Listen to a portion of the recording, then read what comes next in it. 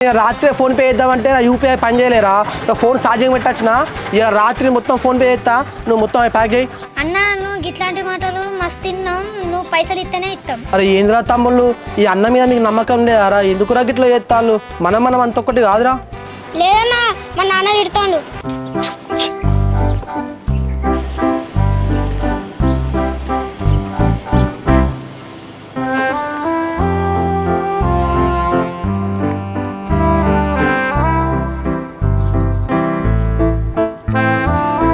తమ్ముడు ఒక పాల ప్యాకెట్ ఇవ్వవా?